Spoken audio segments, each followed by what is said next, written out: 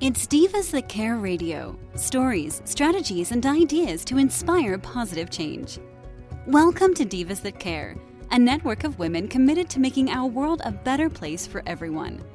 This is a global movement for women, by women, engaged in a collaborative effort to create a better world for future generations. To find out more about the movement, visit divasthatcare.com after the show. Right now, though, stay tuned for another jolt of inspiration. Welcome, everyone, to the Divas That Care Network. I'm your host, Amy McKenzie, and today's show, The Wow of Women, features the remarkable journeys of women whose powerful and extraordinary choices positively impact people's lives. And I am so excited to introduce you to our guest today, Adora Crystal Evans. Let me tell you a little bit about Adora before we bring her on. She is the author of the book, Majestic Money, the 30-Day Femme Manifesting Game, which I have started. I have just completed my first week, so she was kind enough to send me a copy, and it's wonderful.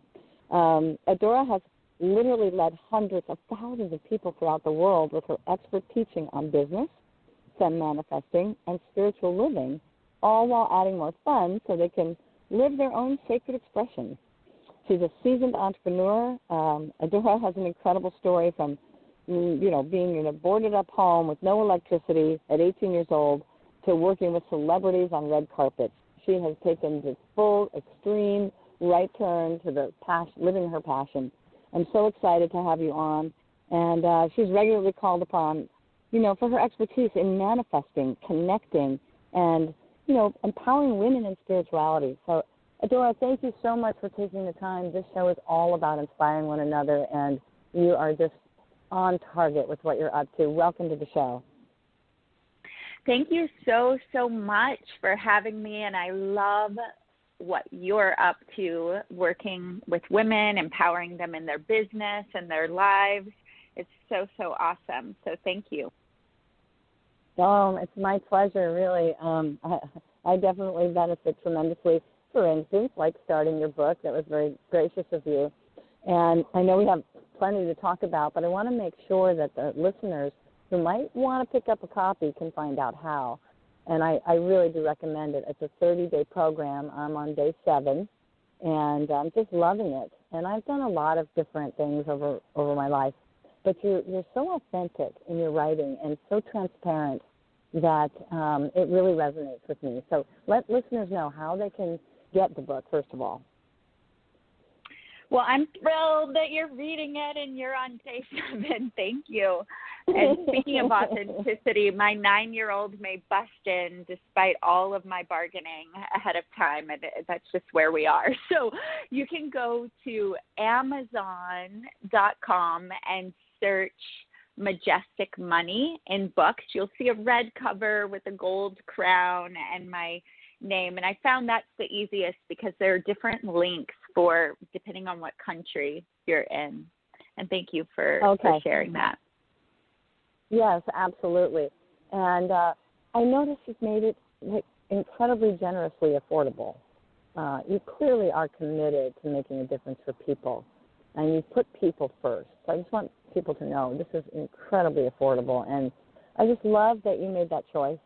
You really are truly in a caring mode for you to make that choice.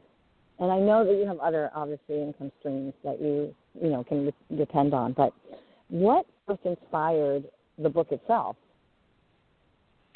Oh, my goodness. Well, it was partly and mostly my own journey. But so I'll give you a little bit of that, if that's all right. And then I'll give you the exact book kind of inspiration. Great. So when I was 18, I was living in a boarded up home with no electricity because I wasn't paying for the electricity. I was living on my own. I'd lived with friends from the age of 15, kind of shuffling from house to house. And by the time I was 18, I had already been married and divorced. I married someone who was in college to be a pastor. I was supposed to say prayer at graduation. And 3 months into our marriage, I left in the middle of the night with another guy. it wasn't even a guy I stayed with. It was this primal, weird, I couldn't really explain it at the time, but I lived in a small town, so I was kind of the scandal of our high school and part of the town for sure. And I was just feeling really lost, really dejected. Like at this point, I even failed God because I was certain my mission was to be a pastor's wife and a missionary. And I went and mucked that all up. And I was working in a jewelry store. A lady came in and she was showing me these before and after photos of her weight loss journey. And instead of getting my electricity turned on, I invested in an Herbalife distributor kit. And inside of that kit, there was a cassette tape by Jim Rohn. And I had a little Walkman player. So I remember there wasn't any sheetrock in the house. And at night, there were mice until a stray cat started living with me. And I just remember I can almost see the walls, the brown walls and the studs and things sticking out, and there were piles of clothes. I was a pretty messy teenager. And hearing Jim Rohn talk about that we're all in this metaphorical sailboat. And basically he was talking to me and he was saying, you are headed in some direction and you're going to arrive at a destination. Like it's taking you somewhere. And your choices, the way you grew up, looking at your past, you can figure out what does that destination look like. Well, I'd already been molested from age 8 to 12. My mother left really early in my life at 5.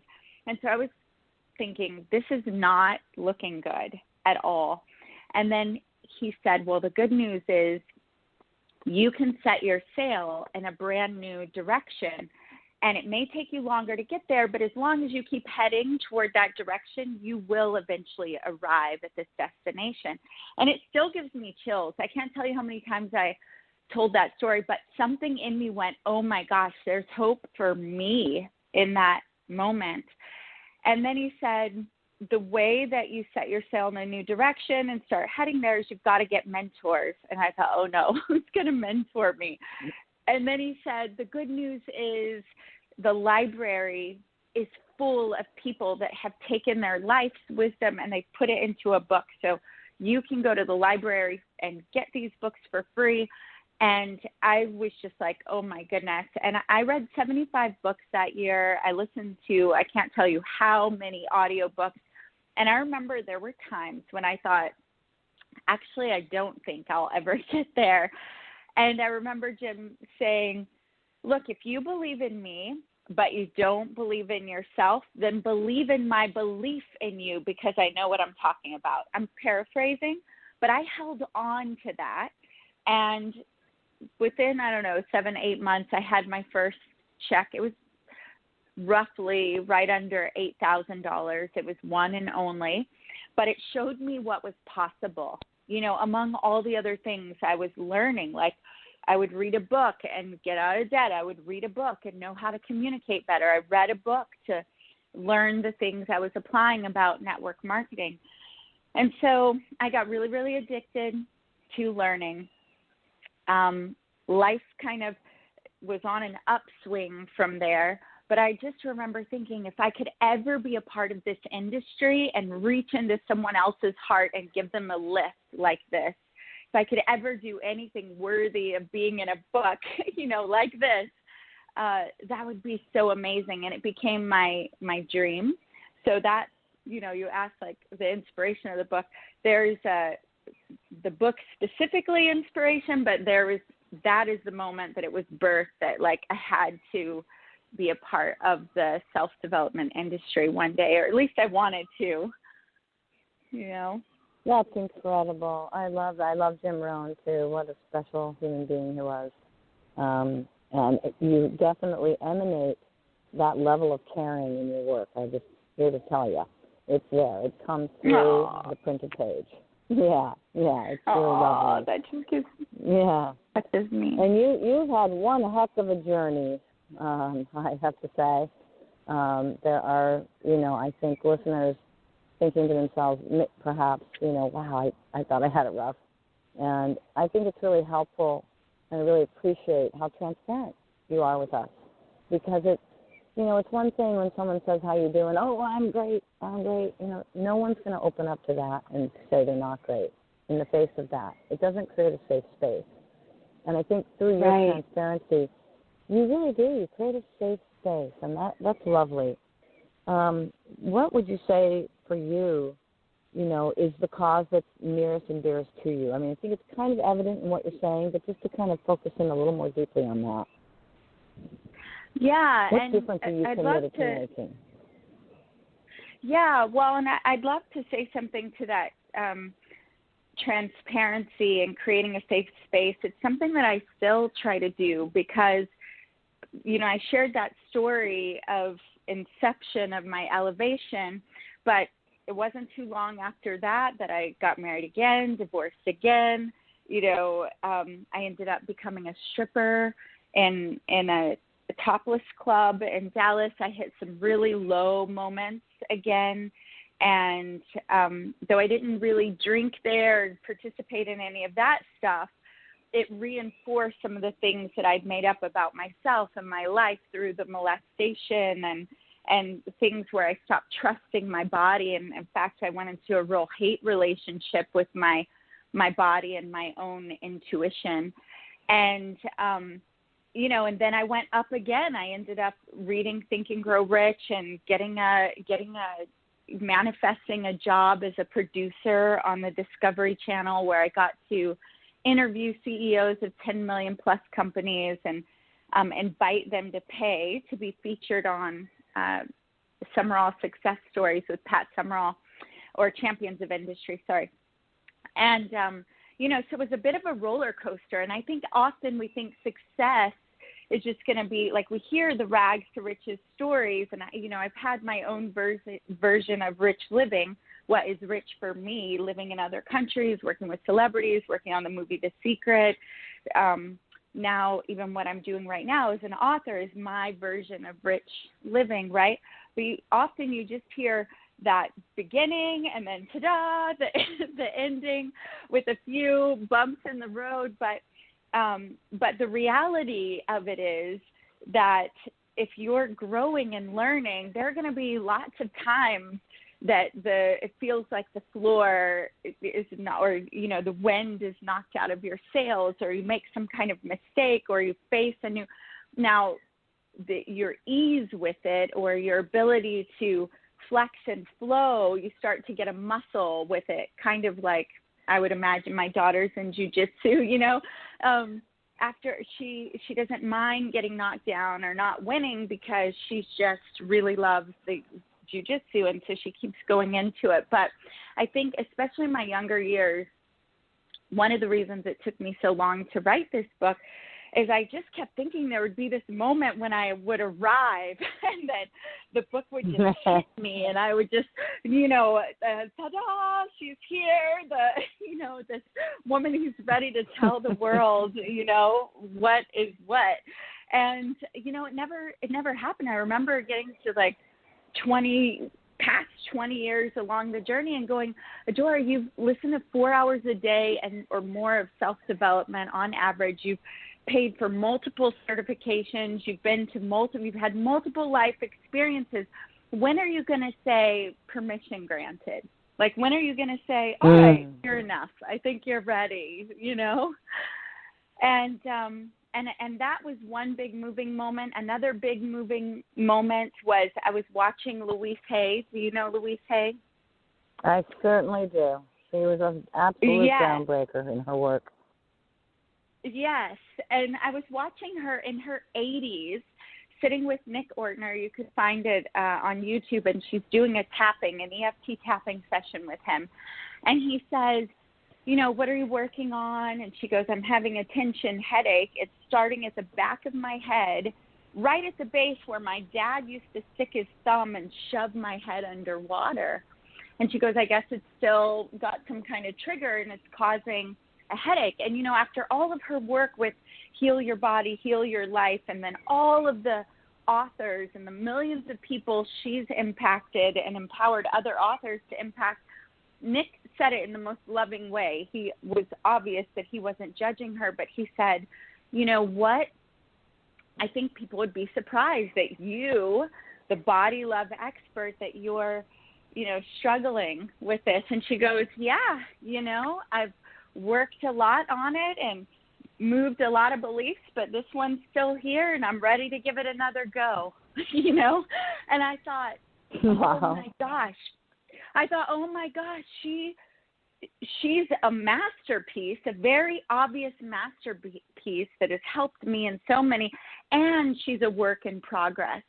And I went, oh my gosh, I'm a masterpiece right now, all my experience, everything I know, and it's okay that I'm also a work in progress. Like, it hit me so big, and in such a way that it was like the next level of release, that that permission granted that I needed. And so I think it's so important as leaders, teachers, and I know you have a lot of women that are up to great things, both, featured on this podcast and that are drawn to listen to this. And I just think it's so important that, one, we're merciful and gentle with ourselves, that we give ourselves the permission that's needed to live our version of life, because it won't happen unless you give yourself that permission.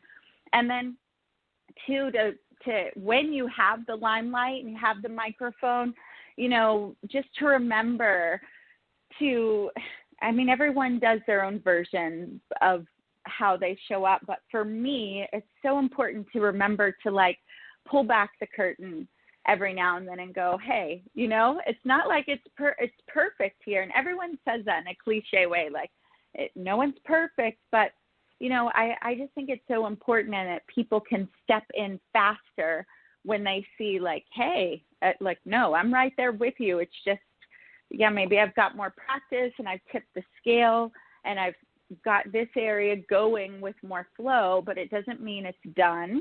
And it's also and there are new areas, right, to conquer and explore and adventure through. So I know I went off on a passion tangent there, but I'm so passionate about helping women come home into their bodies, into their worthiness. And I do believe the ability to receive money, to receive a relationship, to manifest anything that you want in your life, or to create it in a sustainable way, is directly related to our ability to receive that we're enough, that we're loved, that God loves me as much as he loves Oprah or Louise Hay, that he loves you, she, whatever infinite intelligence flows equally through all of us, and the ability to receive that and to receive that worthiness, they're directly connected. And I think one of the things a lot of women don't know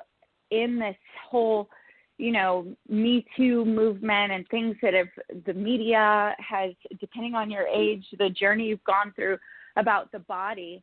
I love what's happening in one way, that we've got so many people and campaigns and advertising embracing the different shapes and colors and sizes of our bodies, that even Barbie is making these different sizes.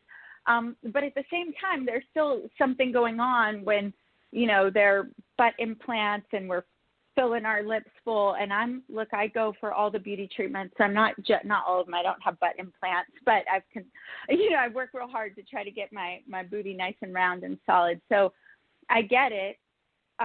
But when we have all that going on, and it's coming from a place of, I don't like myself, I don't trust myself, I hate my body, either from paying attention to advertising, a boyfriend that didn't accept you, or actual rape or sexual abuse or physical trauma, where the natural response is for a woman to then leave her body, or a young girl to not want to be connected to her body.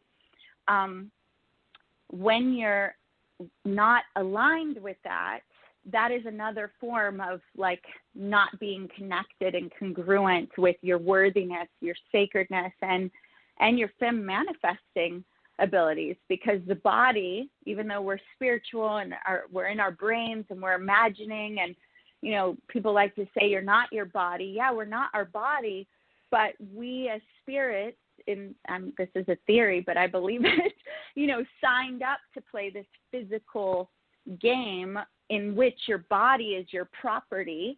It's the place that you dwell. It's the place that gives you the inklings of don't go there, or do go here. It's the heart that tells you, what excites you, what enrages you, what you're here and assigned to play and explore in. So, yeah, I'm super duper passionate about getting women in love with who they are, and from a very deep place, and, learning to manifest more consistently miracles, money, love. And it's funny because that stuff's the icing on the cake, and it's the game that we play, and women are manifesting so much playing the game. But as you know, because you're 7 days in, the base of it is, hey, you've got to receive who you are. And we're going to get you into that mode through this game. So that's the second part of why the book was inspired, or at least part of that story anyway. Mhm. Yeah, that's great. And you really clarified what Femme Manifesting really is, in a sense, by sharing that. So thank you. Just to share one of the principles in the first week that listeners will come across. And I think this book would be meaningful for anyone, because we all have male and masculine and feminine principles. But I think that I love the concept of, are you a receiver? And if not, then are you a taker? What's interesting about the way you kind of present that is that it's not necessarily the way we've normally thought about it, because it struck me that you could be a giver and still be a taker. It's not about not being a giving person. And I think that's a really important distinction, because you might think, well, I'm a very giving person, so of course I'm not a taker.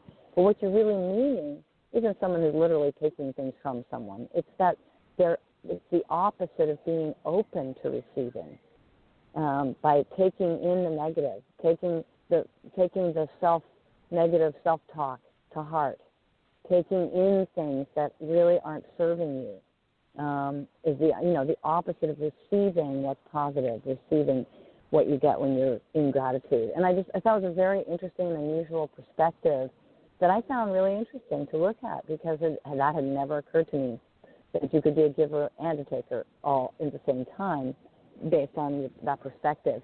And it's very enlightening, because if we are used to shutting off, as you talk about in the book, if for whatever trauma you've experienced, you have closed an aspect of yourself off, generally the sacred feminine, right, then you are certainly not open to receiving. So some of your exercises where you literally place your hand on your womb and your hand on your heart actually reminded me of Louise Hay, using your body to forward your, ascension, if you will, or raise your consciousness. So I just wanted to commend you on just cracking the book, really, so to speak, only a third of the way through. You've already presented some things, and I read all that stuff too, that is unique, and that's hard to do anymore. And that's because you opened the door and you allowed. I think all of us need to stand up and say, I am work in progress, and I'm already a masterpiece. I just that's threw wonderful. my hands up in that big V, that big Amy Cuddy. Yes, I am a work in progress and a masterpiece at the same time. And anybody dealing with Zoom calls and your kids homeschooling probably needs that reminder, right? And even if we're not in, we've moved past this whole COVID-19 thing, there's always something. There's new technology that we've got, there are new phones, new people, new environments that when you first approach them can feel like, and so where am I? Who am I? I'm not good at this stuff. I hate it. Well, and I loved hearing your feedback about that chapter. And I think this is another thing that is so funny is that this kind of work, I remember being, 26, and I was going to speak at a corporate event with two of my guy friends. One guy was trained directly by Tony Robbins and worked with Tony Robbins very closely. And the other guy friend is a life coach and shared the stage with Neil Donald Walsh and all these people. And, I remember my part there was, I had an opportunity to share whatever I wanted. And both guys were saying, Adora, you talk so much about body love. Why don't you share about that? And I remember really crushing on their wisdom and being like, it's so cool. It's so amazing. And mine seemed so simple and so childish to me and not magnificent enough. So I ended up not talking about body love and just playing hostess for them. And I remember they were blown away. They were like, what are you doing? Why aren't you? But I really couldn't, at the time, see the value in my work. And I think that's such a good reminder as you're, I know a lot of women are stepping into the coaching space or the entrepreneurial space, and it can be real easy to crush on tools, whatever they are. Like, I love all of them, EFT, hypnosis, the gene keys. I mean, there's always something new and awesome to study. And when I was younger, I would take and make my whole mission about this new awesome tool, removing myself and just being like, this is the most amazing thing. It's going to change everything. And, and then when a new technology comes out or a different tool, you're at square one again. And, it's usually the thing that is so, so close to you and so close to your own heart that either you simplify it and think, no, that can't really be the thing people would care about from me. And it's such a healing thing, really, to realize, like, no, this is exactly what it is. And so it's been really fun hearing.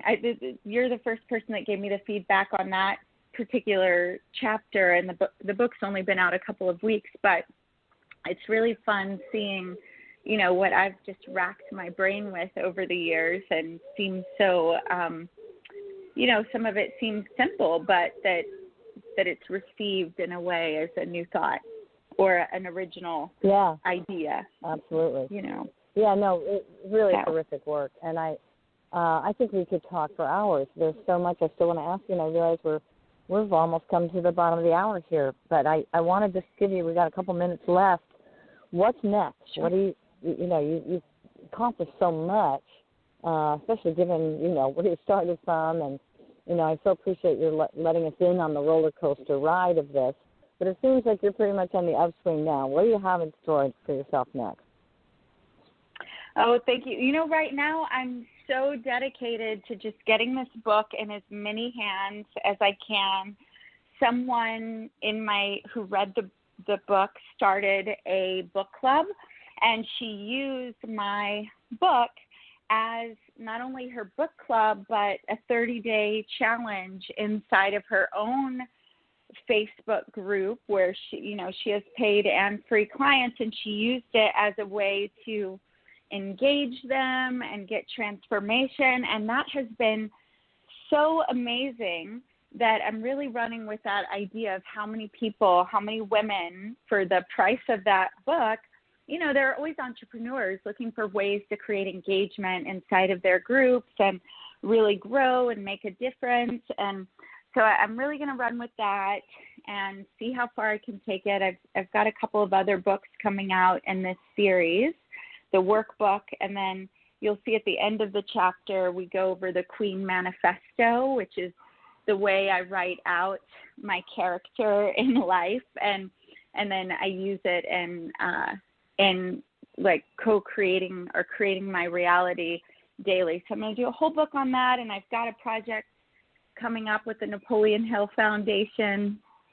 So those right now, they feel like pretty full on, because the book is just birth. So, yeah. Oh, it's wonderful. Well, how wonderful, of course, that how things work, that our timing allowed us to connect just literally as you launched your book. I'm so grateful to you for taking the time to join us. I think we're going to have to do an update show when you do your next book at the very least.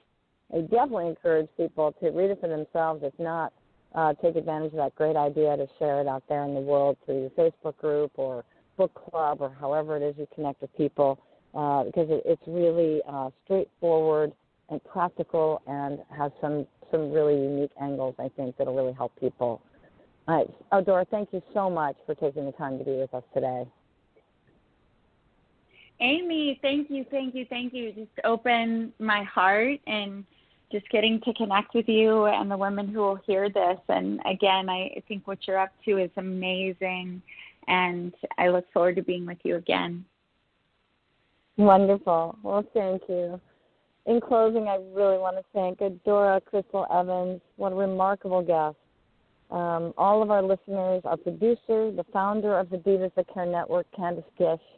You know, Candace redefines the word diva to mean a courageously self-assured woman. Well, I love what Adora is doing. She can help you learn how to become that in your life. That's a huge gift that she's giving. Again, the book is Majestic Money. You can find it on Amazon. And, you know, we have in the Divas That Care Network a way for women of all walks to share a platform, to share their voice in the world. We invite you to join us. Visit divasthatcare.com. You'll hear more inspiring stories, and who knows, one of these days you might want to add your voice to the conversation. We'd love to have you. With that, signing out, everyone. Have a great, wonderful day. Thanks for listening. This show was brought to you by Divas That Care. Connect with us on Facebook, on Instagram, and of course on divasthatcare.com, where you can subscribe to our newsletter so you don't miss a thing.